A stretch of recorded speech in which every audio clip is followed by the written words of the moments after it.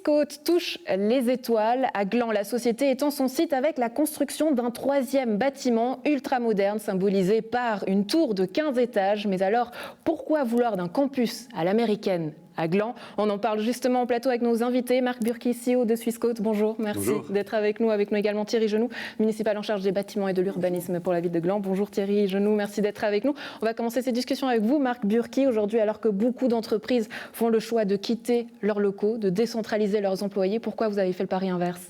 Mais on s'est posé la question, en fait, si on devait avoir plutôt eu un développement très décentralisé avec des bureaux un petit peu partout. Et puis on s'est rendu compte que la vie de campus, en fait, amène énormément de créativité. Et ça, c'est vraiment ce qui nous a motivés, en fait, à développer notre siège et notre campus ici à Gland. Alors, on va parler de ces avantages d'ici quelques instants, si vous le voulez bien. Thierry Genoux, le souhait, c'était d'établir un nouveau plan d'affectation sans augmenter les droits à bâtir. Présentez-nous en quelques mots ce projet lauréat, dont on a d'ailleurs quelques images. Alors, c'est vrai qu'il faut tout de suite rentrer dans le vif du sujet en parlant vraiment du plan d'affectation. Alors, c'est vrai que les images représentent le lauréat du concours qui a été organisé par Swissquote, alors, selon leur bon sens et selon leur volonté. Ce n'est pas une obligation du tout pour une entreprise privée. Mais ce qu'il y a, c'est qu'il a fallu redistribuer ces mètres carrés constructibles, ce potentiel constructible qui actuellement se traduit en volume, et dans le nouveau plan d'affectation se traduit en mètres carrés habitables et utilisables. Ouais, du volume, il y en a, surtout lorsqu'on parle de cette tour. On parle d'une tour emblématique. Pourquoi c'était important qu'elle soit finalement identifiable ? C'est vrai que pour la municipalité, le jour où on était approché par l'entreprise, l'idée était véritablement de rentrer tout de suite. On a tout de suite été séduit par le projet. Simplement, il fallait quand même y mettre un peu de qualité, ce que Swissquote a tout de suite compris et voulu aussi. Donc c'est vrai que ça peut être le début d'une série qui risque de se perpétuer sur la commune. On sait que l'urbanisme est là pour densifier les terrains constructibles, donc aller en hauteur semble inéluctable et inévitable dans les années à venir. Donc c'est vrai que ça a tout de suite plu à la municipalité. On a juste demandé que ce soit quelque chose d'architecturalement remarquable, ce qui est le cas, semble-t-il, sur le projet qui fera l'objet d'une nouvelle enquête. Ouais, une architecture extérieure qui est assez symbolique et qui représente finalement ce qu'il y a à l'intérieur. Vous me disiez en préparant cette interview que le fait de mettre le plus de gens possible au même endroit, finalement, ça a appelé à la créativité, c'est l'avantage. Oui, absolument, mais on pourrait même se poser la question, est-ce qu'il faut encore un siège, n'est-ce pas? Parce que maintenant, on peut faire du home office, les gens peuvent travailler donc depuis la maison. Est-ce qu'on a encore besoin d'avoir un endroit où on rassemble beaucoup de personnes et assez rapidement, on est arrivé à la conclusion que oui, parce que c'est ces petites rencontres comme ça qui se font à la cafétéria entre des gens en fait qui viennent de milieux et de professions très différents, qui créent justement ce petit côté, ce petit plus en fait, cette plus-value dans notre offre de service. Et on le voit un petit côté créatif dans les images qu'on vient de voir. Manchester United, Leonardo DiCaprio, c'est ce que vous appelez dans votre entreprise. Oui, bon, c'est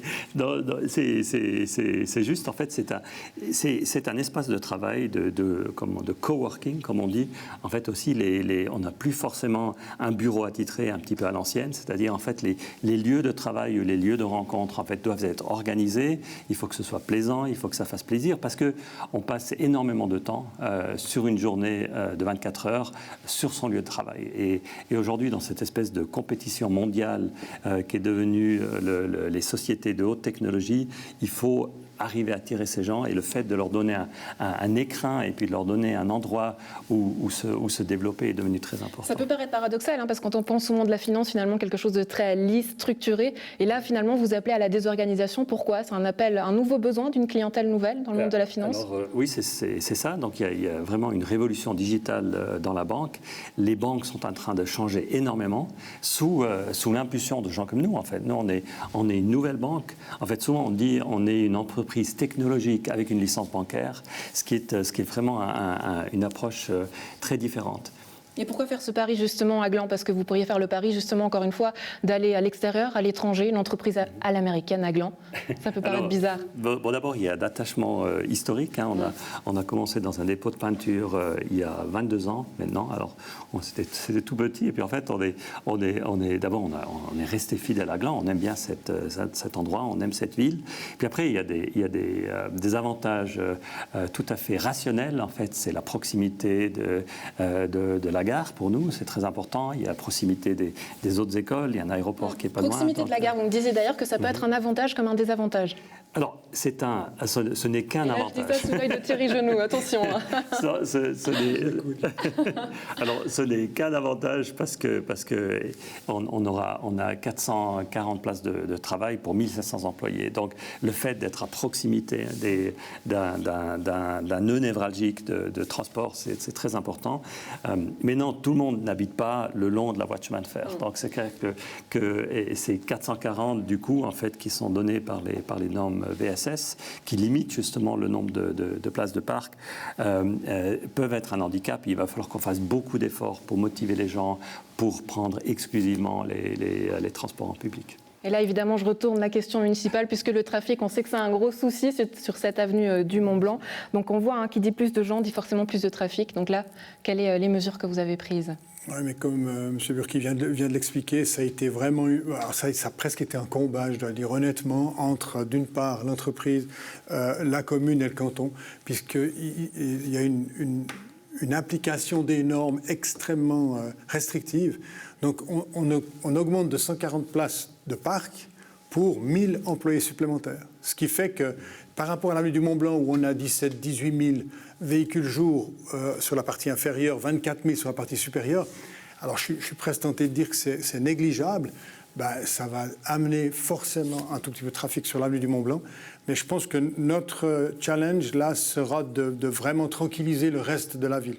Parce qu'on a des zones attrantes, des zones résidentielles où les gens habitent. Et si on arrive à concentrer tout sur l'avenue du Mont-Blanc, à mon avis, on a gagné notre pari. Mais maintenant, il y a le quartier de la Combat qui va venir, il y a d'autres activités qui vont venir. Il faudra peut-être faire des modifications de tracé, des modifications de giratoires, des modifications. C'est clair qu'on est attentif à ça. Ça fera partie du chantier, justement. Quelle est la procédure de planification ? La procédure de planification, c'est l'enquête publique du plan d'affectation actuel qui se termine le 15 octobre, donc la semaine prochaine. Pour le moment, il y a des remarques, mais on attend toujours le dernier jour pour se prononcer sur le résultat de l'enquête publique. Après, il y a toute une négociation avec les éventuelles oppositions et ça passe après au conseil communal et c'est mis en vigueur par le canton, le conseil d'État. Donc c'est vrai que c'est une planification qui peut prendre du temps. Premier coup de pioche ? Premier coup de pioche possible. Alors là, je regarde M. Burki, mais parce que ses yeux brillent. Possible automne 2021. Comme possible printemps de 22 ou automne de 22. Mais j'ai honnêtement bon espoir qu'on arrive à donner les réponses que les citoyens attendent. Marc Burki, ça vous convient ? Je dirais tant mieux, parce que c'est vrai qu'en attendant, il va falloir qu'on fasse avec les locaux à disposition, donc ça devient un petit peu serré. Et puis on sait qu'en temps de Covid, serré, c'est pas toujours très bon, alors on continue d'avoir beaucoup de home office. Et on voit, vos yeux ont toujours la même étincelle, parce qu'à l'origine, vous étiez à ce projet. Aujourd'hui, de voir toute cette évolution, qu'est-ce qu'on peut vous souhaiter pour la suite ? Ce rêve à l'américaine, c'est lequel ?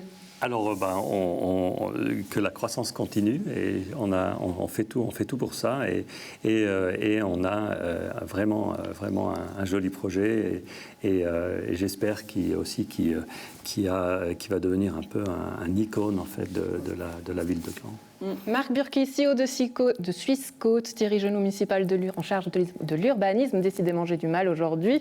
Merci beaucoup d'avoir été avec nous. Merci.